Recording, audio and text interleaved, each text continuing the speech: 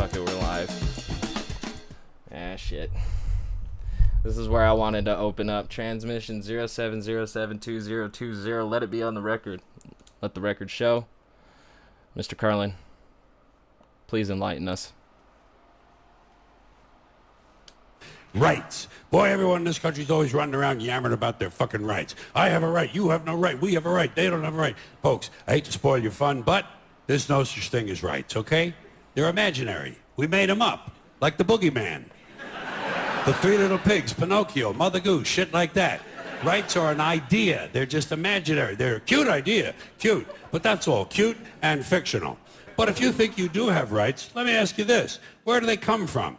People say, well, they come from God. They're God-given rights. Oh, fuck, here we go again. Here we go again. The God excuse. The last refuge of a man with no answers and no argument.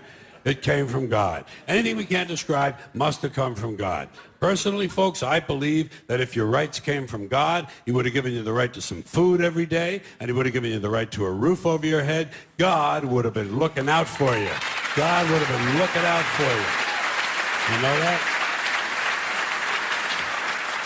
He wouldn't have been worried about making sure you have a gun so you can get drunk on Sunday night and kill your girlfriend's parents. But let's say it's true. Let's say God gave us these rights. Why would he give us a certain number of rights? The Bill of Rights in this country has 10 stipulations, okay? 10 rights. And apparently God was doing sloppy work that week because we've had to amend the Bill of Rights an additional 17 times. So God forgot a couple of things like slavery. Just fucking slipped his mind. But let's say God gave us the original 10. He gave the British 13. The British Bill of Rights has 13 stipulations. The Germans have 29. The Belgians have 25. The Swedish have only 6. And some people in the world have no rights at all. What kind of a fucking goddamn God-given deal is that? No rights at all? Why would God give different people in different countries different numbers of different rights? Boredom? Amusement? Bad arithmetic? Do we find out at long last after all this time that God is weak in math skills? Doesn't sound like divine planning to me. Sounds more like human planning. Sounds more like one group trying to control another group. In other words, business as usual in America. Now, if you think you do have rights, one last assignment for you. Next time you're at the computer, get on the internet, go to Wikipedia. When you get to Wikipedia, in the search field for Wikipedia, I want you to type in Japanese Americans 1942, and you'll find out all about your precious fucking rights, okay? All right. You know about it. You know about it. Yeah. In 1942, there were 110,000 Japanese American citizens and good-standing, law-abiding people who were thrown into internment camps simply because their parents were born in the wrong country. That's all they did wrong. They had no right to a lawyer, no right to a fair trial, no right to a jury of their peers, no right to due process of any kind. The only right they had, right this way, into the internment camps. Just when these American citizens needed their rights the most, their government took them away. And rights aren't rights if someone can take them away. They're privileges. That's all we've ever had in this country is a bill of temporary privileges. And if you read the news even badly, you know that every year the list gets shorter and shorter and shorter. You see how sooner or later?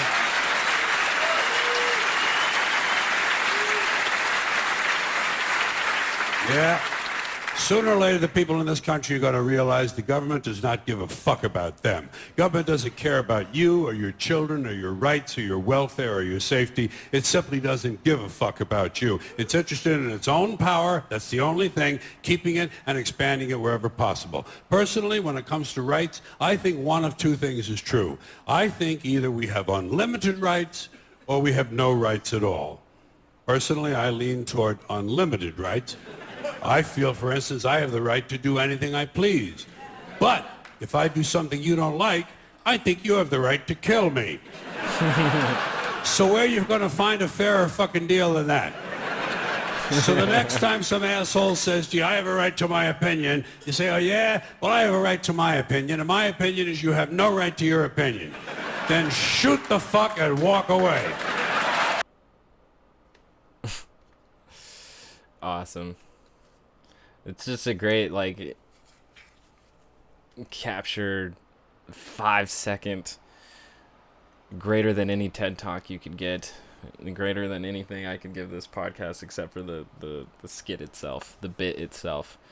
But he hit it on the nail there. Wow. Powerful stuff. Good guy. I hope.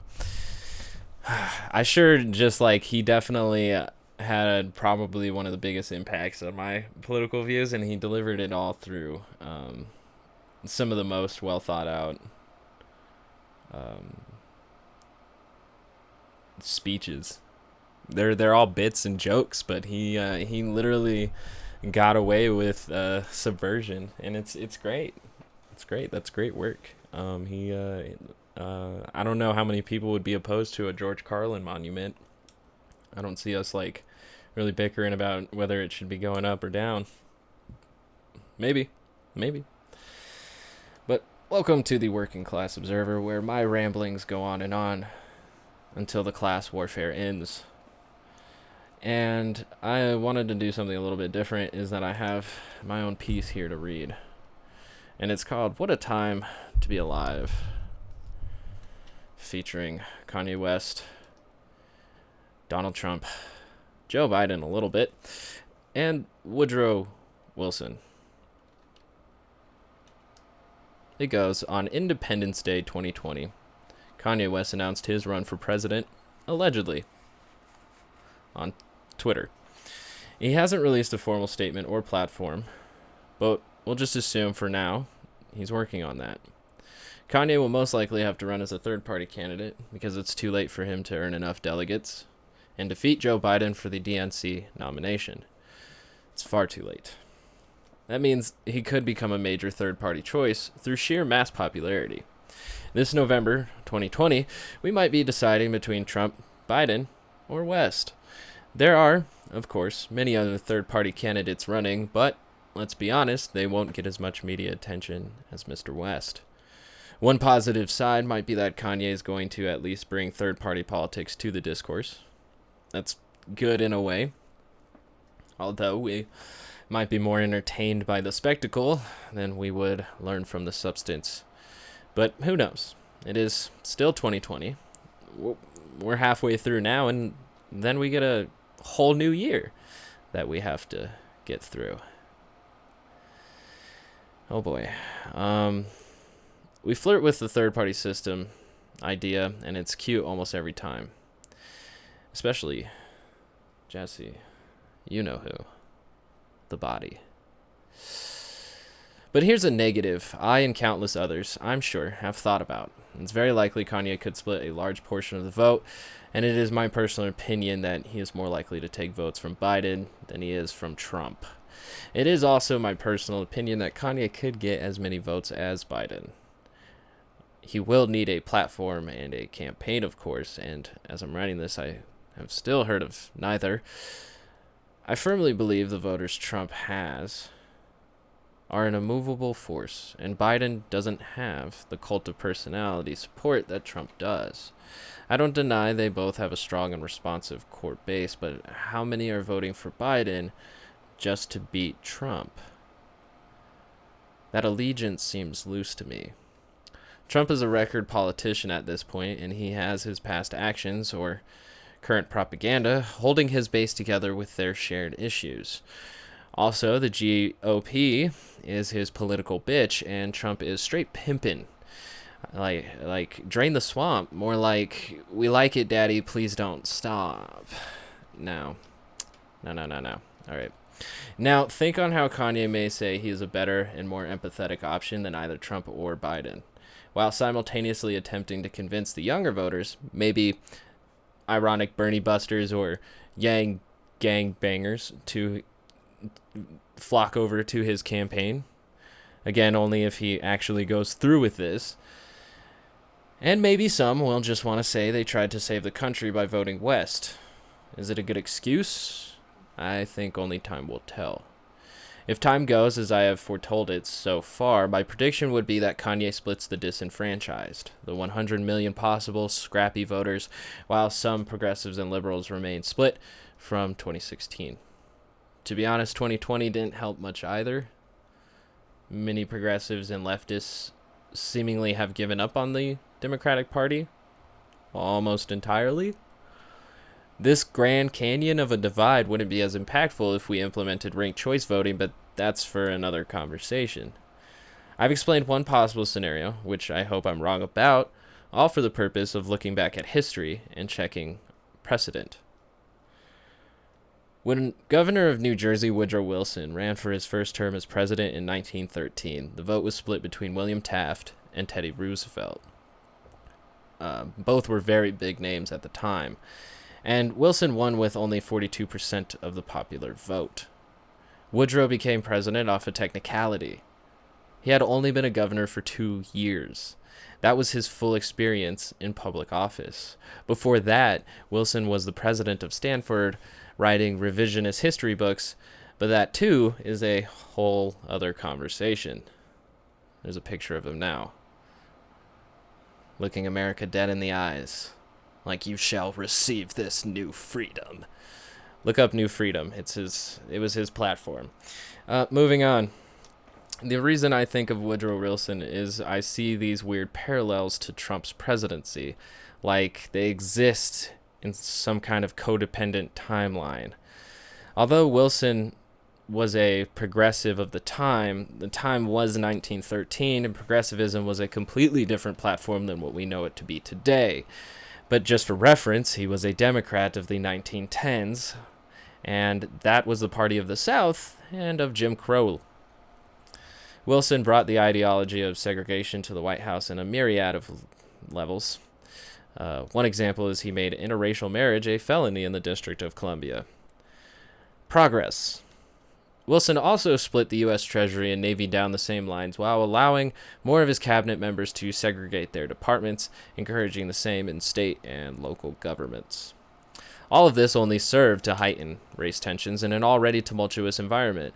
So much so, there were a series of race riots, murders, and lynchings under Wilson that we now know as the Red Summer of 1919.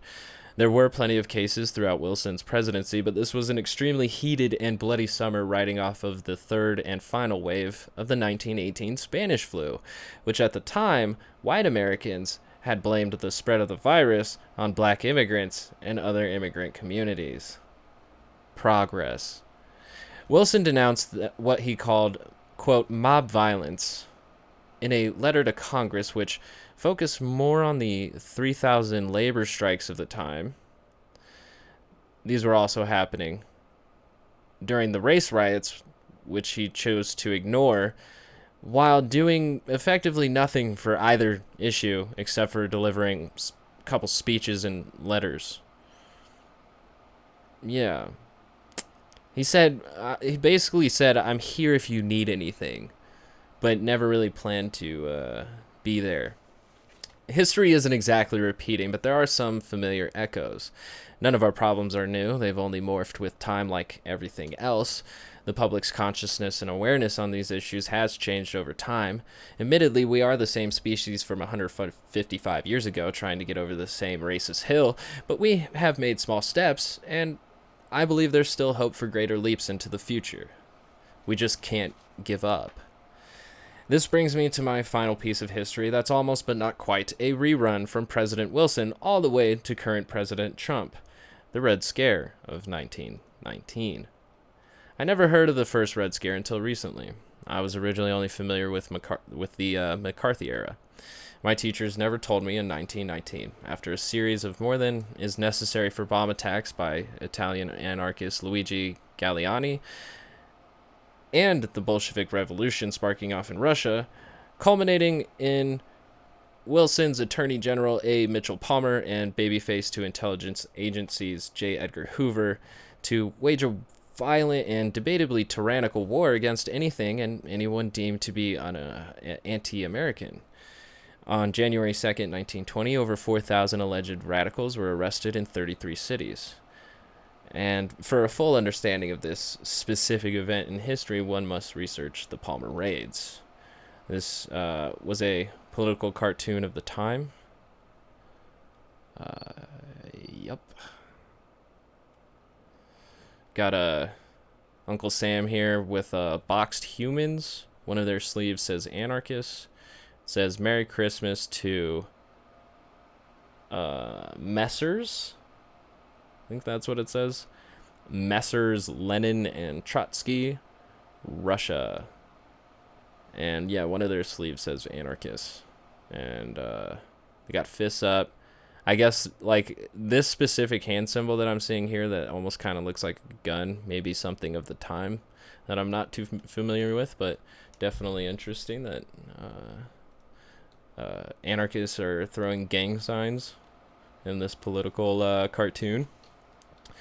So the article continues, history is always too complex to explain it all in one place. It must be discussed in bits and pieces, bringing everything together like a united mosaic puzzle. I think it's up to us to put in the work, though.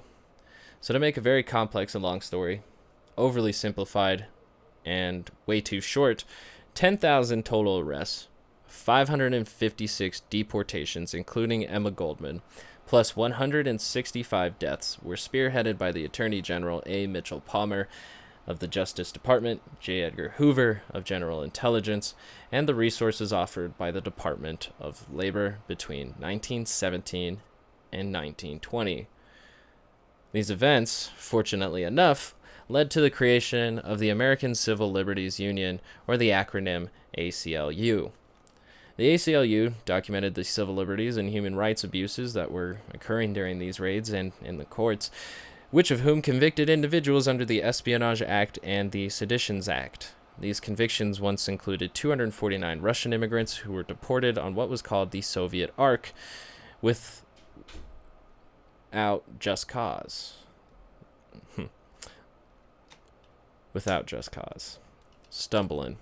In the direct aftermath, come June 23rd, 1920, Massachusetts District Court Judge George Anderson ordered the discharge of 20 arrested immigrants and denounced the actions of the Department of Justice. Justice Anderson said, quote, "A mob is a mob, whether made up of government officials acting under instructions from the Department of Justice or of criminals and loafers and the vicious classes," unquote. This ruling ended approvals for all future raids. Shouts out to George Anderson for that. A full report from the ACLU revealed that Amendments 1, 4, 5, 6, 7, and 8 were stripped from those persecuted, effectively ignoring due process. And also, there were acts of torture that were used during interrogations. Even though wrongs were admitted, this hysteria still fed into the next wave of the Red Scare, which also is for another time. I started talking about Kanye at the beginning of this, and his potential to split the vote come November. And that's only if he actually does what he says he is going to do. Remember Turbo GFX or Turbo Graphics? Yeah, me too. That album never dropped. We're still waiting on Yandhi. Alright. This seemingly reckless and maybe innocuous tweet reminded me of Woodrow Wilson winning by a split vote fluke back in 1913. Not because Roosevelt was a famous rapper who split the vote, but because the atmosphere this country is in right now is eerily similar to what it was 100 years ago.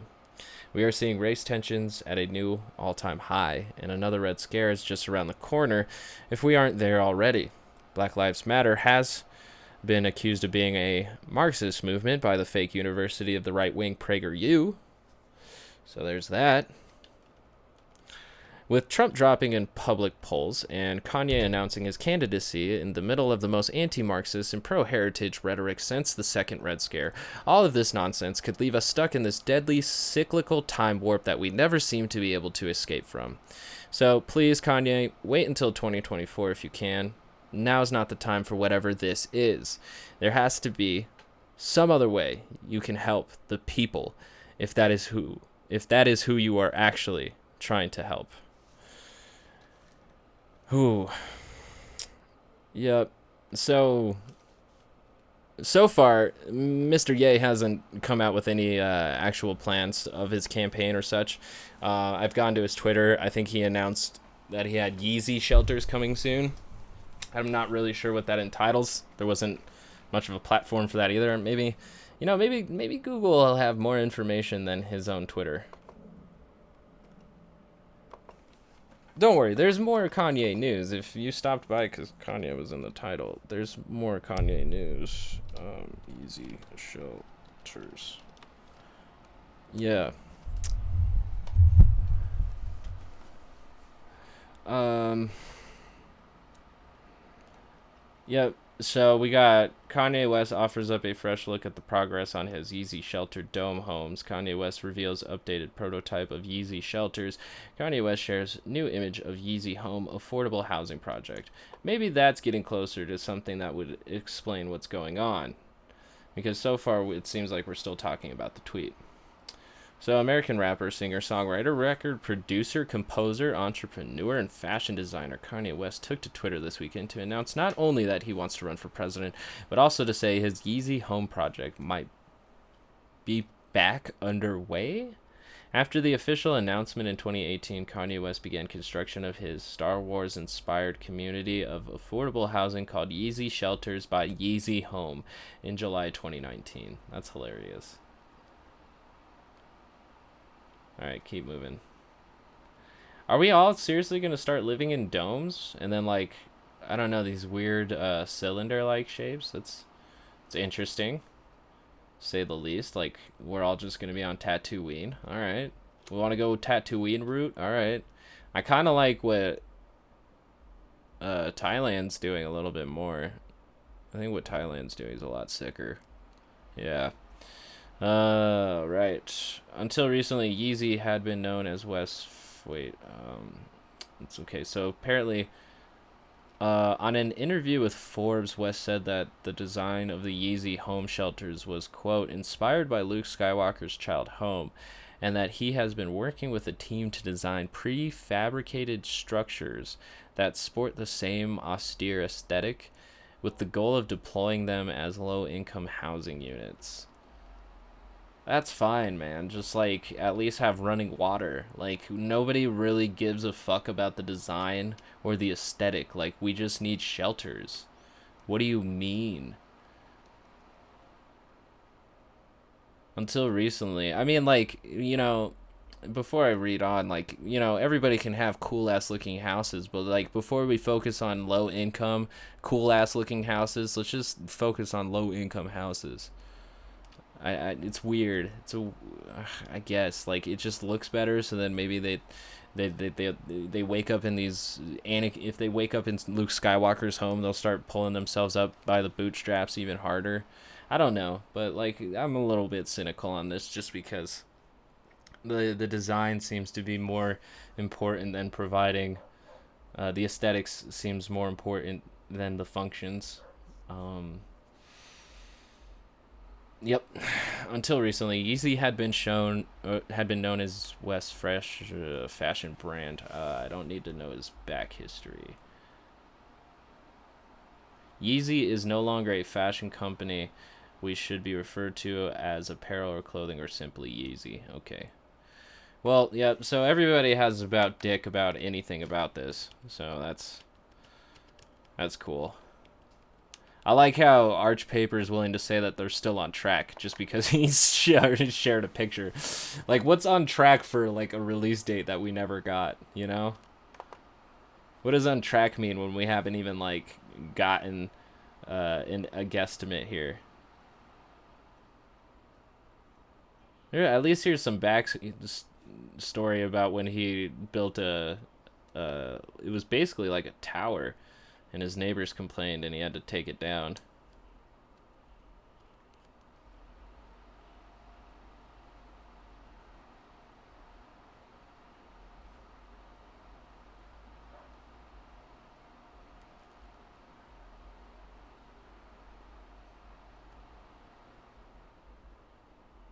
Huh. Okay, so maybe it wasn't a tower. This one's alleging that It had to deal with the fact that the places had concrete foundations, which drew the public works department's ire, as it indicated they were more than temporary structures that West had failed to secure construction permits for. Okay, so just a lack of permits. But it's construction noise complaints on 300-acre property. I don't know, man. Maybe, but I feel like I remember something about it being a like a massive tower that somehow pulled the ire of everybody around him. But this is just basically gossip at this point. Debuting a picture of his housing prototypes at an unspecified location amid rolling hills. Yep, see, everybody knows dick about dick with this one picture, and yet we're still willing to write articles so that people click on it. And look at me, the fool, clicking on it. Yep, progress. So with Kanye possibly running as a third-party candidate and having enough money and popularity to also earn his way on a debate stage or massive media attention to take him seriously, if that's what he plans to do, I could see that having negative outcomes where it might help Trump. I don't see a lot of situations so far that isn't helping Trump become president again in 2021. So like just this on top of it seems like a more like a plan B kind of he needs a trigger man. I don't know. It's definitely going to be interesting because like I had said, like it may be the most entertaining spectacle of politics that we see in our entire lifetimes. We have a reality TV star gone president with a entrepreneur, famous billionaire rapper going out to duke it out for control of our military. It's great. We really hit like the most interesting timeline that we could. When they read over this shit in history books, they're gonna be like 2020 was off its fucking meds.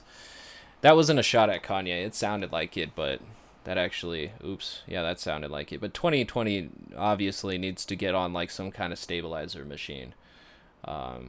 Because this is a roller coaster at this point, and like the structures are kind of building in front of us as we ride this motherfucker. So, it's great. It's great. So a couple of things I wanted to get into. One of these is definitely more important than the other. It's just unfortunate that they were both put here. I'm gonna have to go with the less important side because Kanye is still in the news. So before I get to the little bit heavier shit, I'd rather just shit on some billionaires and millionaires real quick. Interesting articles coming out throwing shade at. So far, I've seen Kanye West receiving these PPP loans. Nancy Pelosi's husband. Who's that other one? I saw one more like, kind of moment. Shit, I think Jared Kushner was in there as well, but there was somebody else. Yeah. All right, brain farts. So NBC was the one I picked onto because of this just beautiful structure of the Scientology building. That's great. I really hope that our tax money went to Scientology. That's great. So this article is by Ben Popkin from NBC News, and Ben Popkin. It's a cool name. Billionaire property developer Joe Farrell, a prominent Republican fundraiser, received up to $1 million in taxpayer coronavirus relief funds, according to federal data released Monday.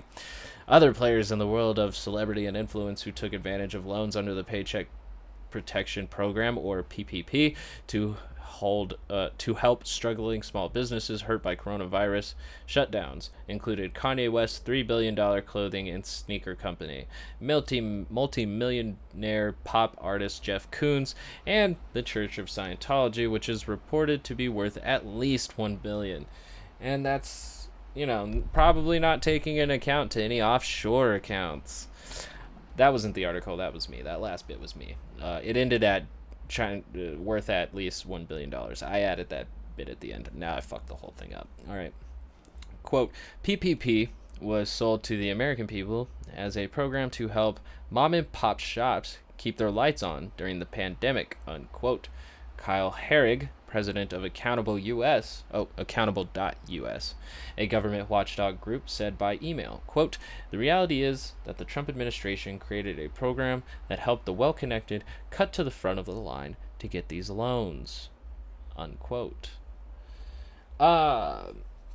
Adding my own addendum here, which I have to get better at doing, like saying addendum to make sure that I don't put the words in Ben Popkin's mouth.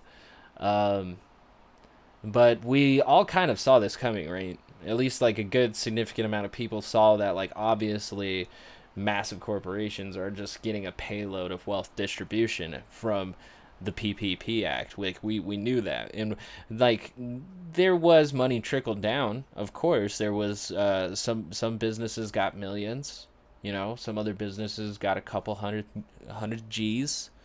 But really, the crime here was the heavy amount of millions to billions going into massive corporations, which they will throw the argument of too big to fail. But then you're going to have to deal with the Occupy movement at that point, bro. That's out of my hands. And I honestly don't believe that anything that is failing should be too big. It shouldn't affect everybody. Shall it fail? That doesn't seem like a very free market now, does it? Maybe something's broken. But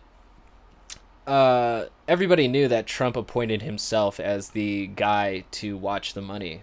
Like, he said that in a fucking press conference, which everybody raised their pins at, but not necessarily did anybody stop him.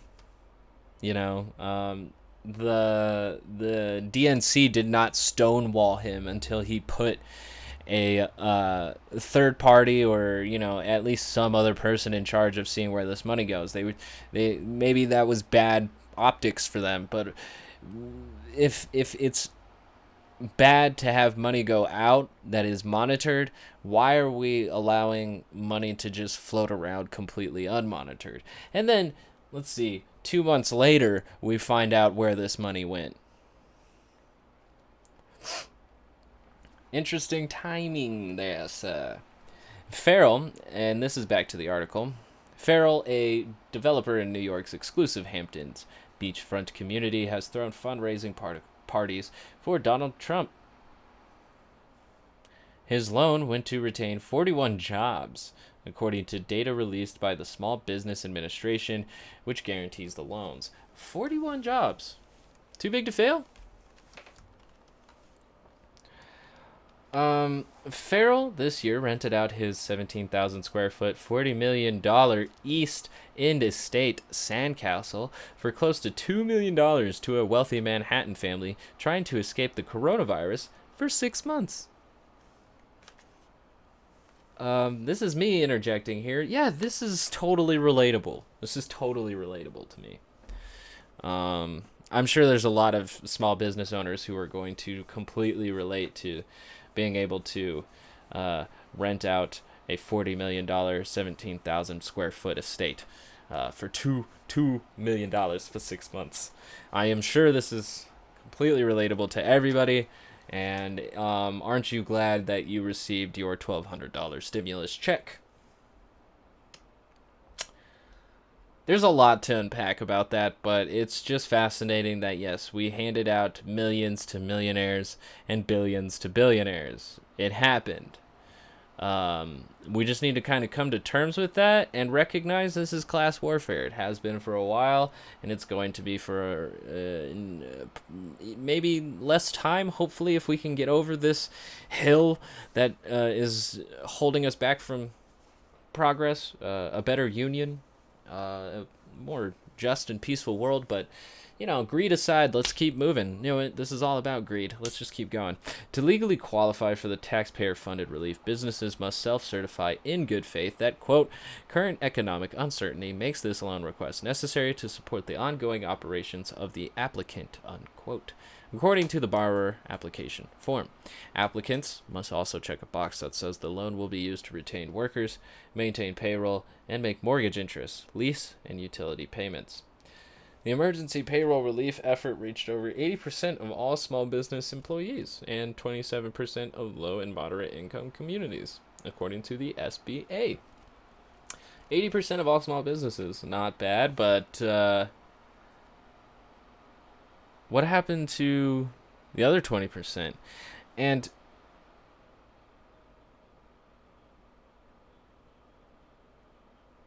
how come low and moderate income communities got 20%? Like, only 20% of the low income communities received it. So what happened to the other 73? We got 80 going to small businesses. Like, there's 20% small businesses that didn't get it. And then we got this weird 27% of low and moderate income communities received emergency payroll relief. 27% of low and moderate income communities. I'm sorry, I know I've read that a lot of times, but only 27% of low and moderate income communities receive their emergency payroll. Are you going to blame that on computer malfunction? Are you going to blame that on delays of action? You know, there's loopholes, there's bureaucracy. How is it possible that 20% of low and... Holy shit. The fact that that's just like a little piece in here, just a little tab in this massive article about massive wealth inequality, and that's just a little fucking scratch sentence. Nars. Fucking gnarly. Alright. I'm harping on that bit. In April, after the initial round of funding swiftly ran out, fierce battles broke out over which companies received the loans and whether they deserved to by either the letter or the spirit of the CARES Act, which created the program. Hundreds of public companies and an unknown number of private companies ended up canceling their loans and giving the money back. Nice. But others held on, including some operating in high net worth orbits. Quote, even if they technically could argue that they did not meet the criteria, taking the money clearly violates the spirit of the law and just seems greedy and wrong. This is one of the reasons why transparency is so important, why the government fought against it so hard, and why a full accounting of recipients and details is so important, said Neil Barofsky, former Special Inspector General for the Troubled Asset Relief Program, TARP, which had oversight for some of the corporate funding relief during the 2008 financial crisis. Dude, like, is this guy really the guy to talk? Is he? I don't know enough about Neil Barofsky, but if he was Inspector General for the whole 2008 financial crisis, then he knows full well about governments not watching over money being exchanged to massive corporations during an emergency. He knows full well how that government works then. All right, moving on. Yeezy LLC, the apparel brand owned by West, the music producer and designer, took a loan of up to $5 million. The loan supported the retention of 106 jobs. Is that it? Like, he pays 106 people $5 million worth of money? Is that worth even doing the math on? I'm sure, like, not all of the $5 million just went to these employees, but, like, I'm just trying to... Alright, everybody earns about, like, 47,000 grand.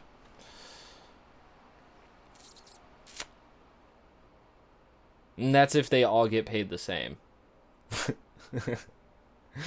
So, alright. Well, he took the loan. Wes holds a 100% stake in his company, which was recently estimated to be worth $3 billion, according to Bloomberg. The fine art studio of Coons, known for sculpting metal balloon animals that fetch tens of millions of dollars at auctions, got a loan for up to $2 million, supporting 53 jobs. All right. 2 million divided by 53. Everybody gets paid about $37,000. Sure. The Church of Scientology, whose founder L. Ron Hubbard made it a stated goal to recruit celebrities, and which claims several household name actors among its members, had several entities take PP loans. It says several. It says several entities. Okay. Oh, cheat, bro. Oh. According to the SBA data, the Church of Scientology New York, the Mission of Bel Air in Largo, Florida, and the founding Church of Scientology in Washington, D.C. each took loans of up to $350,000, supporting a total of 137,000 jobs. Nearly 100 of those were in New York, while almost 40 were in the Bel Air facility. The D.C. organization self-reported 0 jobs retained. It's not as big as Yeezy's company received, though, which is what I find fascinating, too, is that they filed for more loans in different states and yet received the lowest amount. That's interesting. They also had a much larger total of jobs as well. So, oh, each took loans. Sorry, that's 3 loans of $350. Where are my manners?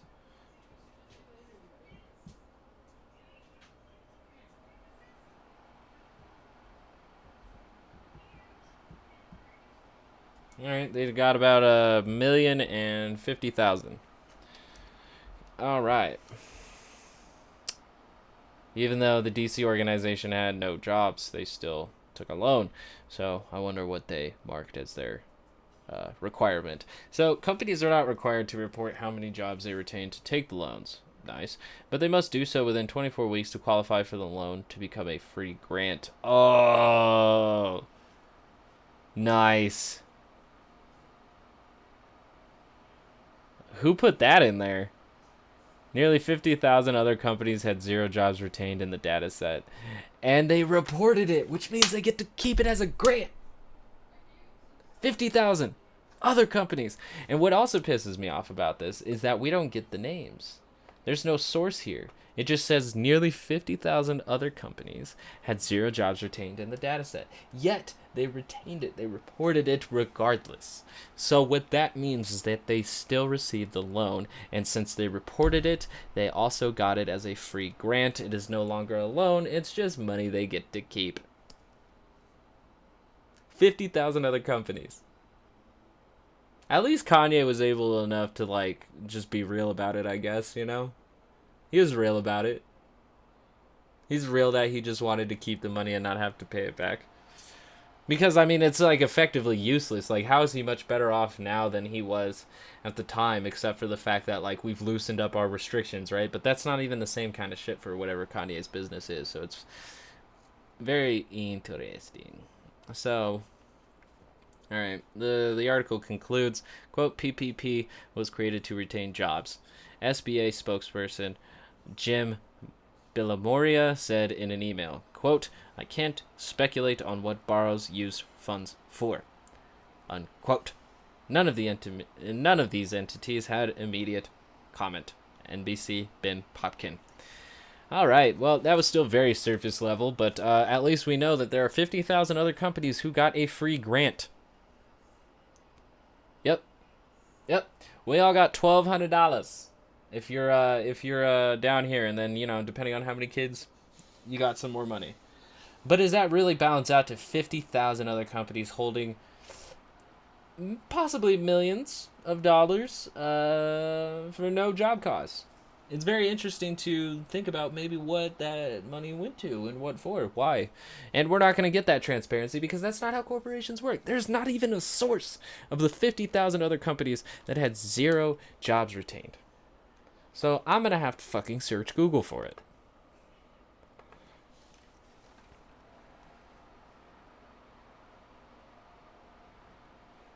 Do, do, do, do.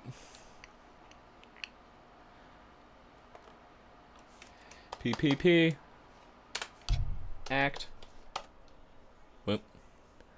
With spelling errors. Washington Post posted it up. It says it saved 51 million jobs, which is pretty interesting. Oh, great. Yeah, I don't even know if I can fucking use this website. Awesome. All right, well, I'm just going to have to get the fuck out of here.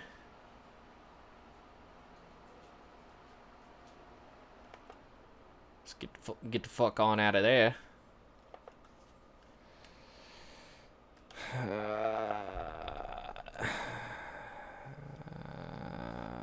Let's see, what was that?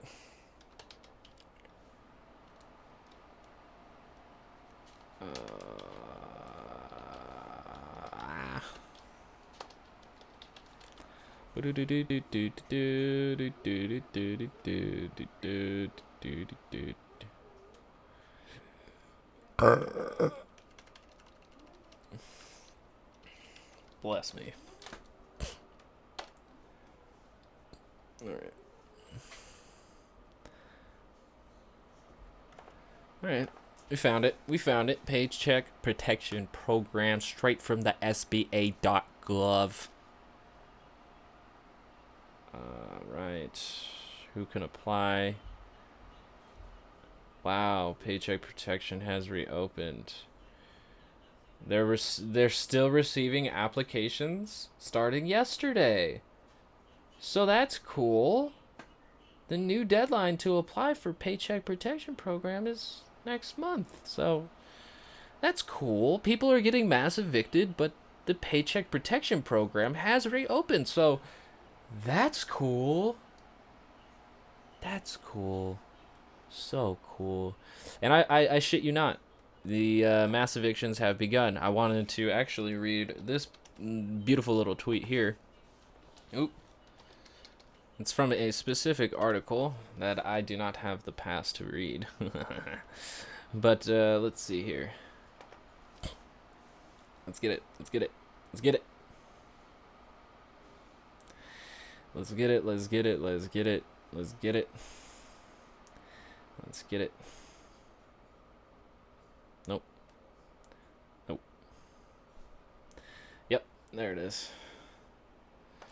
And it's loading. So we might have to hold on to that. I'll probably have to close with it.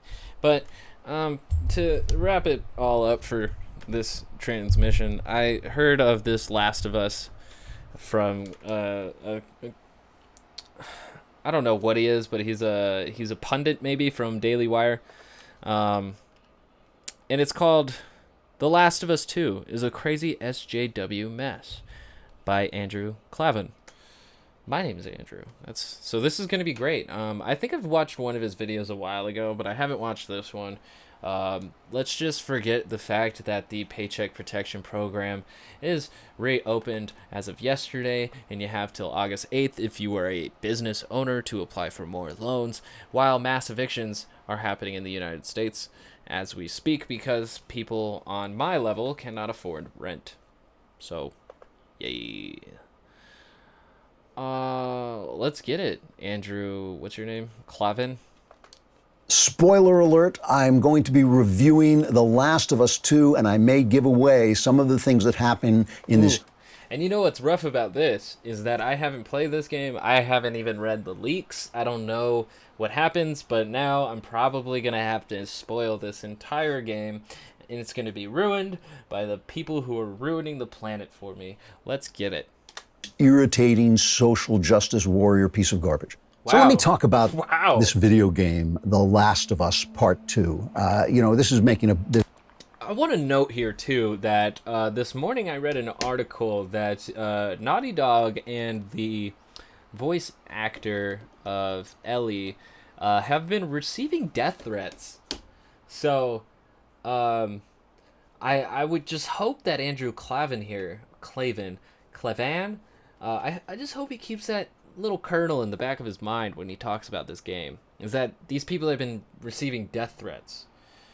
I don't even know what the whole SJW thing is, because I haven't played the game. I haven't watched walkthroughs. I haven't seen articles explained to me. This would actually be my first introduction into whatever the fuck is going on with this video game, which I wanted to play so much, and yet is just so embroiled in bullshit from everybody that I haven't even touched. So, thanks, guys. Let's ruin it some more. There's a big fuss over this because of the sexuality in it and the social justice garbage that is piped into this very, very... Social justice garbage. And can you believe that the right now is still getting mad about sexuality in media? Like, get the fuck over it, you fucking prudes. Very popular franchise. The first game, which I played, The Last of Us, was just, people love this. Whenever I talk about the fact that I'm a gamer, people write in and say, you've got to play The Last of Us. Well, I did. I played it almost to the end, and I got tired of it after a while because people say what a great story it is. And it's a good story about a guy who's lost his daughter. It's a zombie pandemic, right? It's post-apocalyptic world. I like how he uses pandemic in this specific phrase, not zombie apocalypse or zombie outbreak. Or I like how he uses pandemic to just fit in the times. It makes it just timestamps this whole piece. I like how he also said that he played the game. He's a gamer. People love it when he says he's a gamer. And yeah, he played Last of Us almost to the end, and he just stopped playing it because people talk about how great the story is, and then he starts talking about the story. I'm interested. Why didn't you finish the game? Why? Because I don't remember any specific SJW message coming out of the original Last of Us. When I finished The Last of Us, I remember a very questionable moral choice that was to be pondered. I don't remember anything about being a snowflake and wondering if there's lesbians in my video game. And he has to help this young girl get to a place where they're going to use her blood as a serum. And in traveling through the zombie world with this girl, he sort of rediscovers himself as a dad and as a man, and it's very pro-masculine. I don't know if it's very pro-masculinity. I definitely see like a guardian situation going on here, but you can have that in almost every story. Then you're kind of even claiming that Merlin the wizard from King Arthur is this super masculine guy because he took Joel under his wing. Or is it because he took Arthur under his wing? Sorry. But is it the fact that Joel has to kill people that makes him masculine? Is that's peak right there? Them being machismo in a video game is because you have to kill somebody? Because, like, every game is machismo then. And I wouldn't doubt it because a lot of dudes play these things. So, alright, we're already just going into dog shit arguments. Let's get it. Masculinity, it's very pro-fatherhood. It's very deep kind of relationship for a video game. So people loved it. I got bored of the gameplay. For me, it was all just shooting zombies, and I get very tired of shooting zombies, and they're scary, and, you know, it's like I just... He had nothing to talk shit about the story, mainly probably because he didn't play through it. But he said that he didn't like the gameplay, and bro, what a terrible review of the video game because the gameplay is some fucking cheese, bro. It is a master chef of third-person shooting. It's a fucking master chef kiss.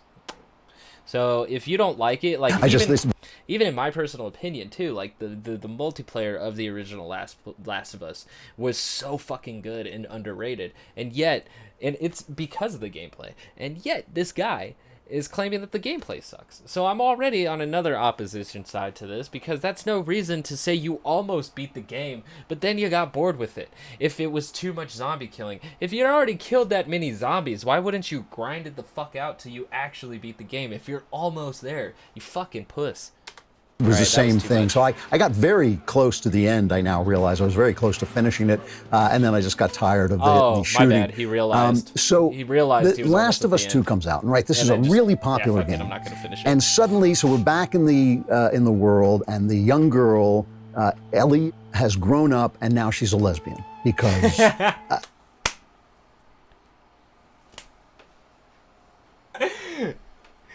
All right. Well, also, he didn't play the DLC that came with the original Last of Us. That was actually the beginning of Ellie's story before she was even led to the Guardian before Joel, who was the resistance fighter.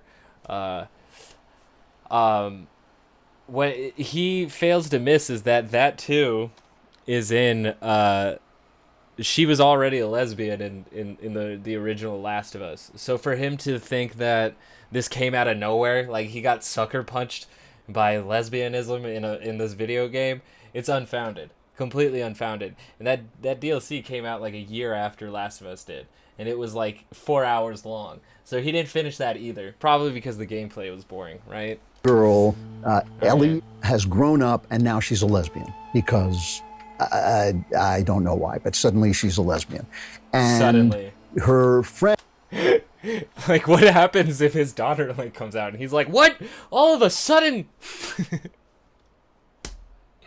And Right. Joel from the original, this guy who's now older, he's an older guy, and he's clearly got very tender feelings, tender fatherly feelings towards this girl. And I should say, by the way, that the art and the voice acting in the game are terrific. They really are. It's a little slow. They take a little bit too much time with it, but still, it's really good voice acting and really good art. Bet.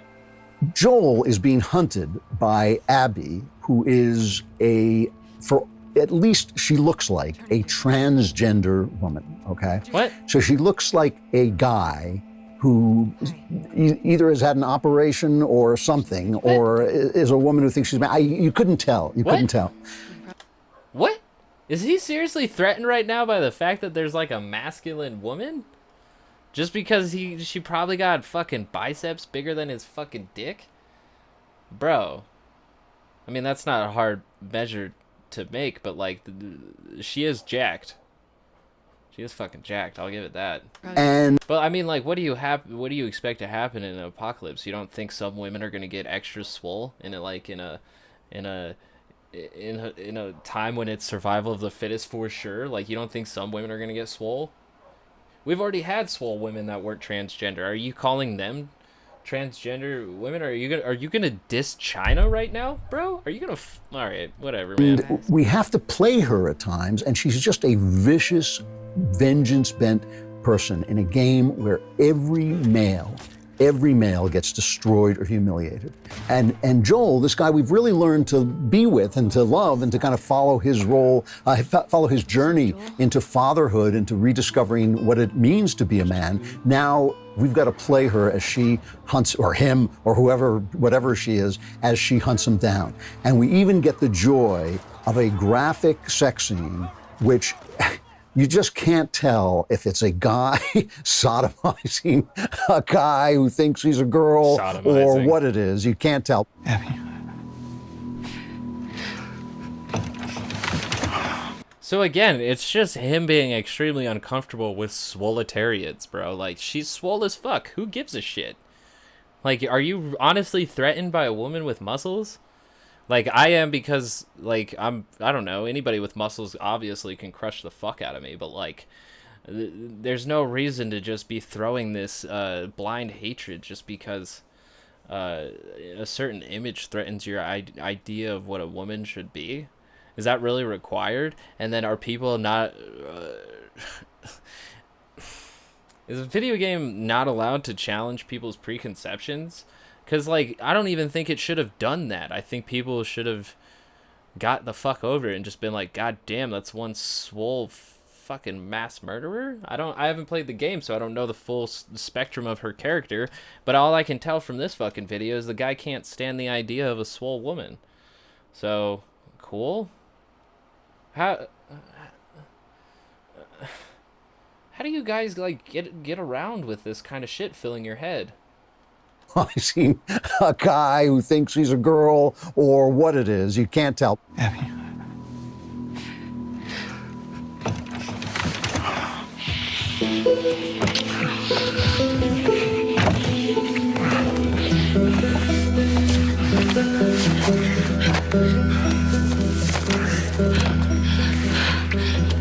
So we can't tell it is slurred out? Why are these all stuck no together? So, an employee at IGN, one of the big game websites, said anybody who doesn't like the scene is a virgin. Remember when, and here's the full quote because he's just saying shit. Remember when folk are upset at a sex scene in a piece of media because it's not made for their titillation. It is because they are a virgin and will sadly always be a virgin. I feel so bad that these people will never know the touch of another human being, but at least they have anime. That's pretty funny. It's just throwing shade at a bunch of people who are really disgusting off of just like anything that challenges the way that they think the world ought to be. And I don't really care about their feelings because they want everybody's feelings to conform to theirs. Like, ours is a freedom of expression, and that means being okay with people's expressions that don't necessarily agree with yours. But when your expression is expressively just hating other people's expressions, like, dude, we're just at a fucking standstill where you're just a piece of shit that won't let other people be.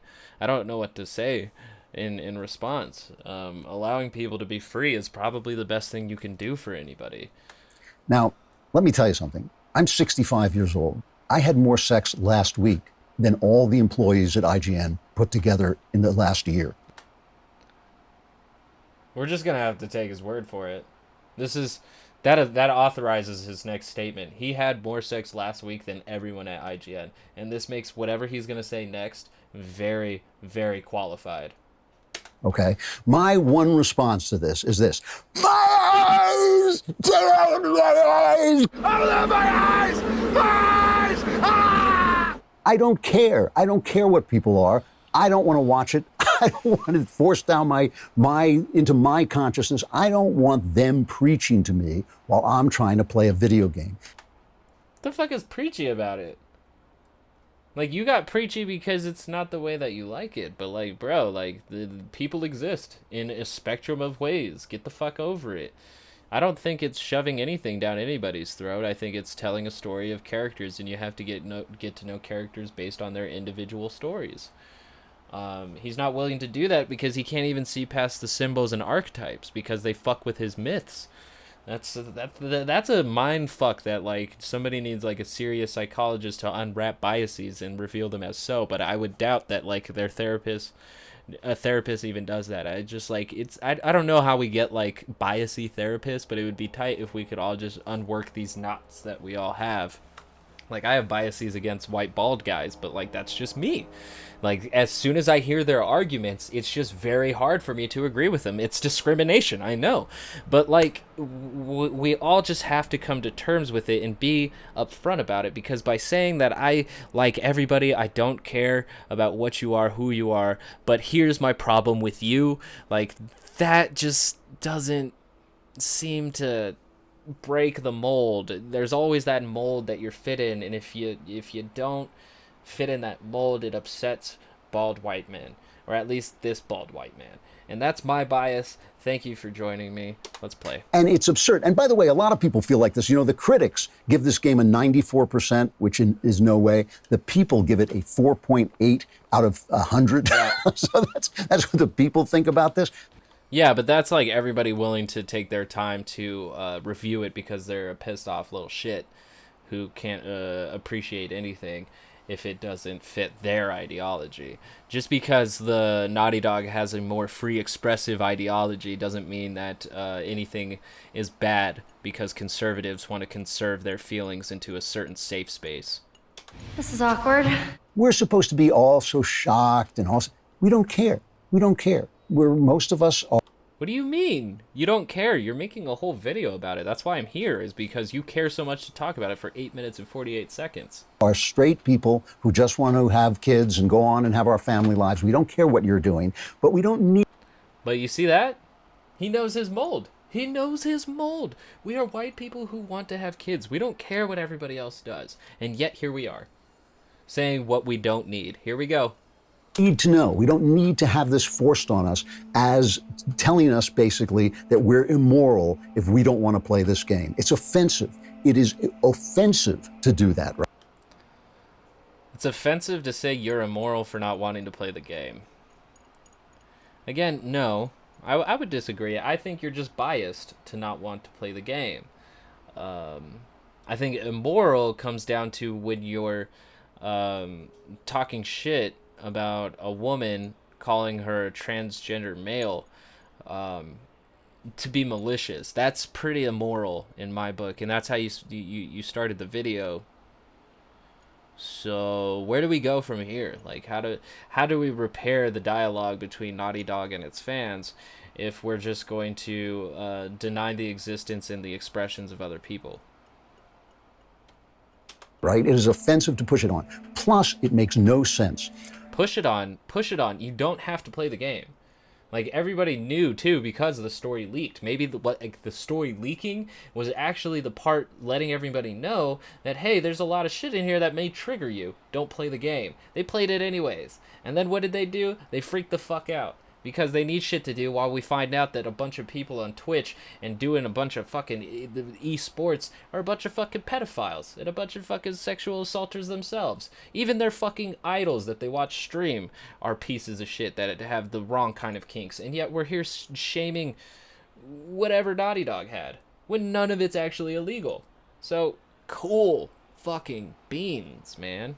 All the tolerance that we have for every little minor twist in human consciousness, all the tolerance we have, is because we are a powerful, rich nation surrounded by an army that will protect us. We can afford to screw around with all the social justice we want. We think that we can experiment with all the tolerance, all the social justice. Let everybody come in. Let everybody come into the country. There should be no borders. I'm such a good person. That is all because we're rich and powerful and protected by a massive, massive military force. Once there's a zombie pandemic, once you're living in a post-apocalyptic world, all those bets are off. Strong men rule. Men with guns rule over men without guns. Women will have to produce children. That's what they will be there for. Women will have to produce children. Aren't you excited for, like, when things break down, that the role that men have already decided for you? Aren't you excited that the same people who crash the world are going to be the same people telling you what to do after it? He's already decided this. I can't argue with it. There'll be a lot less tolerance of this sort of thing. Our tolerance is a luxury, and I'm all for it. Nice. And then he equates that conservative tolerance, or whatever the fucking ideology he is, seems a lot of machismo fascism to me, but whatever he is talking about, he's saying that you are safe to have an SJW message right now because there is a massive military and government or police force or whatever the fuck holding our tolerance up, stopping us from killing you. Because if this was a zombie apocalypse right now and I saw all this transgenderism and lesbianism, I would fucking murder you. And that's the message he's sending right now. I can't believe that. I cannot believe that thinly veiled message is easily seen as a threat against people's lives. Like he said, if this was a zombie apocalypse, all bets are off. Are you kidding me, bro? Are you guys kidding me? Like, this is exactly the kind of environment and atmosphere that is going to lead to more toxic gamergates, bro. Like, this is no wonder there are so many incels that sit there with controllers. It's because you guys have this kind of attitude to other human beings that who would want to spend time next to you? It's fucking surprising. This guy did not have sex last week. I'm all for being tolerant, but don't tell me in a post-apocalyptic world surrounded by zombies, we're going to be the same decadent, non-caring, virtue-signaling clowns we are in a situation where we are wealthy and protected and at peace. And just one more thing I got to say about this, because it's so offensive to me to be preached to about something I don't care about at all. I mean, I truly do not care what people are doing. Apparently, just by having the acts in themselves is preachy to him. I don't understand that.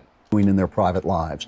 But it's offensive for them to tell me that a game that I really enjoyed, or a game that most people really enjoyed because of its values, now has to be twisted and sell their values to me instead of the values that I actually went to the game for in the first place. Why does everything have to be transformed into this garbage? That's what I want to know, especially illogically. That's what I'm saying, man, is that if his daughter actually came out of the closet, he would be like, man, what kind of virtue signal are you pushing on me right now, you fucking SJW? And one of the most offensive scenes in this, it is genuinely offensive that we have to play this vengeance-hungry Abby who's out to get the guy that we thought of as the hero. He was our character in the first game, this guy Joel. And then, I don't want to play a lot of this, I just want to play a little bit of this death scene because... What's fascinating too is that like I was listening to Vosh go over Trump's speech, and he went over the 14 points of fascism, and machismo is very much so. And seeing him focus in on that point again is just it's these subtleties that kind of put that kernel of implicit bias in people's subconscious and then drive their actions even further. But you keep microwaving that kernel with propaganda, and eventually it's going to pop, and it becomes explicit bias, which is rhetoric and full argumentation. People willing to die for statues, and also send death threats because a video game didn't do what they wanted it to do. They don't just kill him, they torture him to death. And the person who's doing it is a character that we are forced to play. You stupid old man. You don't get to rush this.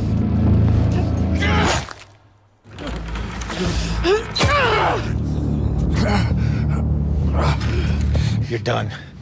You want what I want, right? End it. Now.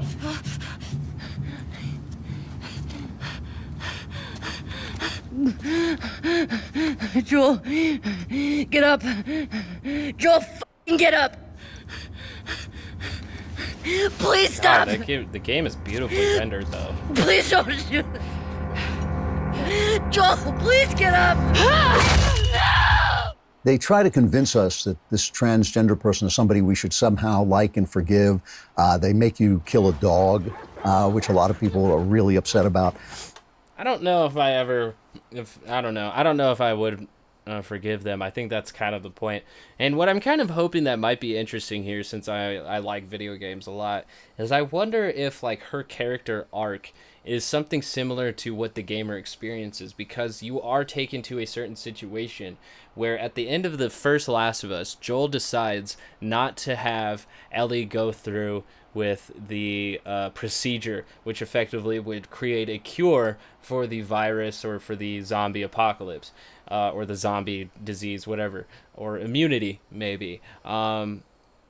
So he decides not to give her up, which then kind of puts it in this like moral gray area. Was it right for him to save her life over the fact that now the whole world is just going to be fucked? People are going to be constantly stuck in this mode of survival. And then you kind of wonder, well, was the old world even really worth it? And shouldn't Joel just appreciate what he has, which all he has is Ellie?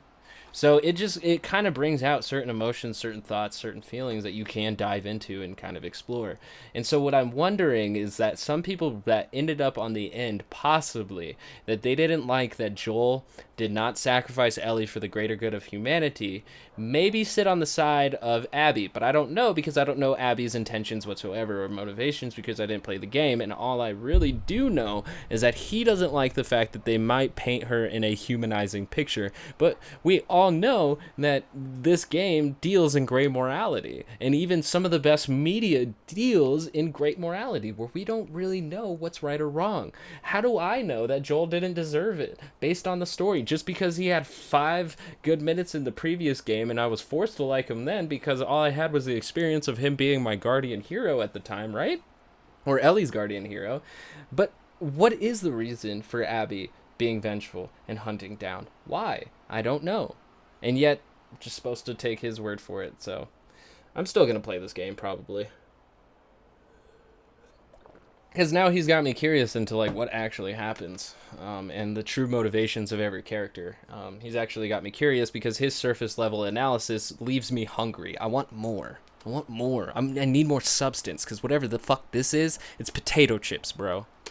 You know, it's garbage. It is garbage. I do not understand the disconnect that has taken place between entertainers, including sports people, movie people, television people, entertainers, and the people they are supposed to entertain is an amazing phenomenon that we will call, in the later years, we will call, remember when they got woke and went broke. Because I don't think this game is going to do very well, and they can sit and rant and rage about it all they want. Naughty Dog's going to be fine. It doesn't matter. It's our values that we have, not their values. We don't need them to preach to us. They're game makers. Just make a good game and let us see our values in play, and then maybe we'll give you some of our money if you're very polite. That's what. That's what I'm saying, is he keeps saying that he doesn't care, but it's just like he cares so much that if it doesn't fit his worldview, he's not going to play it. That he's not going to spend his money. And he thinks that this is some kind of failed mission from the left, but like I had been saying earlier, this is people trying to express themselves. Humanity is a wide spectrum of experiences, and people should be allowed to express it. Our reactions to it and their actions through it as well are just as important. Like, say, a transgender person expressing themselves. One guy may want to dick them down, another one might want to shiv them up.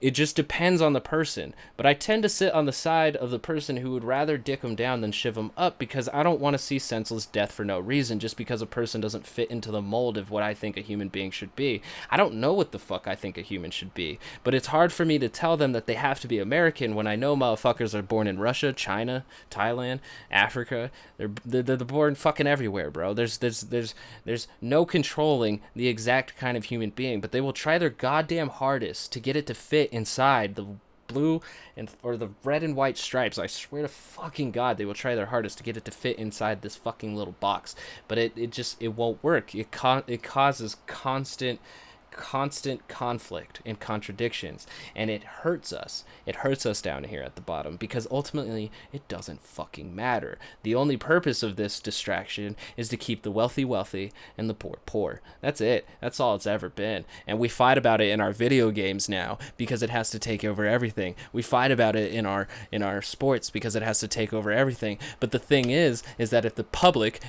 public hadn't taken so long to get over race issues since all the movements since before the year 2000, and if the nation, the actual government, took the time to ensure the rights of every single individual protected underneath the Constitution, we wouldn't be having these conversations in the way that we do. People maybe wouldn't be uncomfortable with the fact or idea of other people being other things.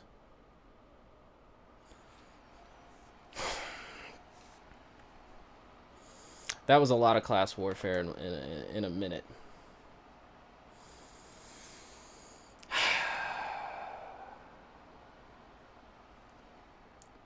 We need to get over it.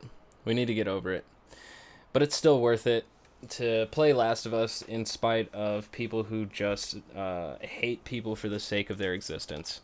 Please share your love and share your peace.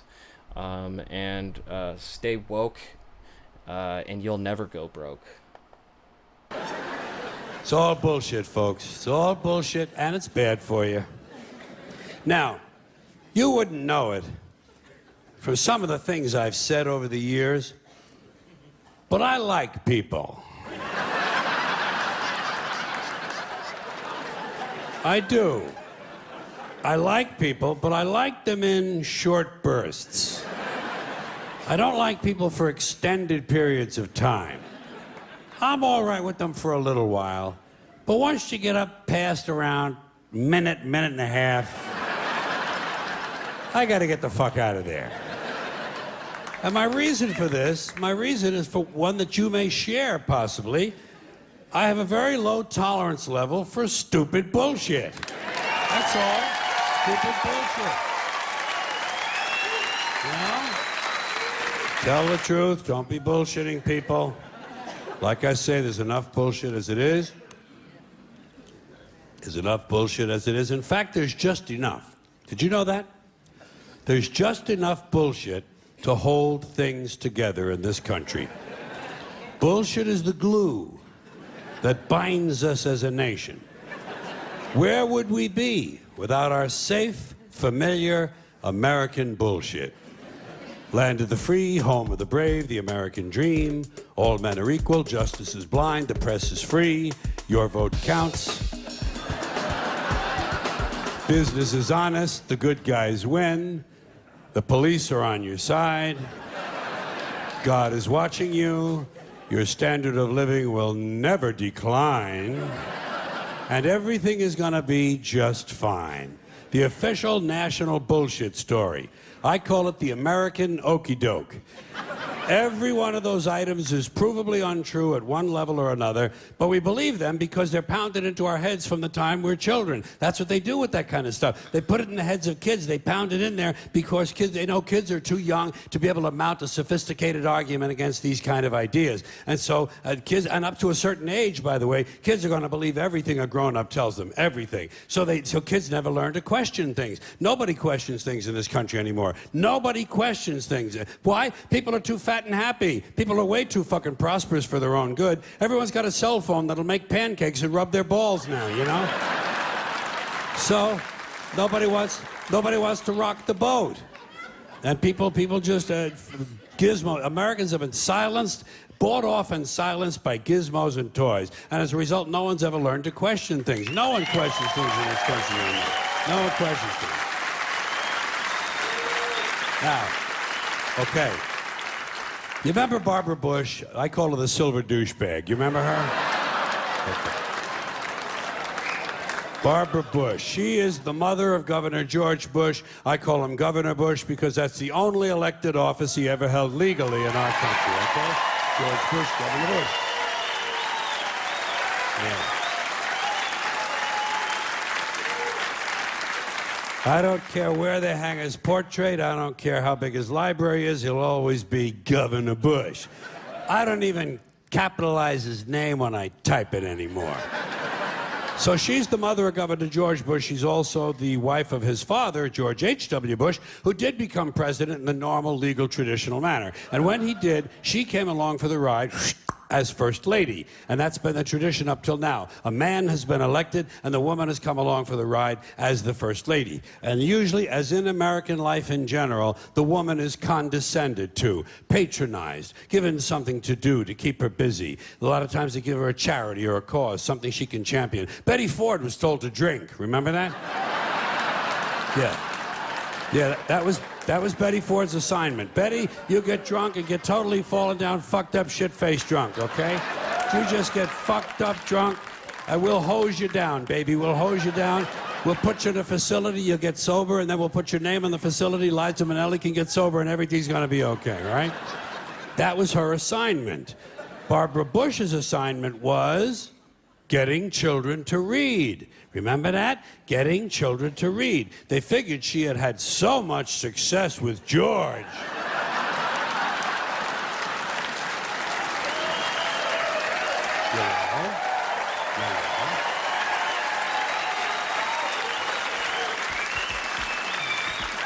That she would be a natural to get children to read, which misses the point completely. Not important to get children to read. Children who want to read are going to read. Kids who want to learn to read are going to learn to read. Much more important to teach children to question what they read. Children should be taught to question everything, to question everything they read, everything they hear. Children should be taught to question authority. Parents never teach their children to question authority because parents are authority figures themselves and they don't want to undermine their own bullshit inside the household. So they stroke the kid and the kid strokes them and they all stroke each other and they all grow up all fucked up and they come to shows like this.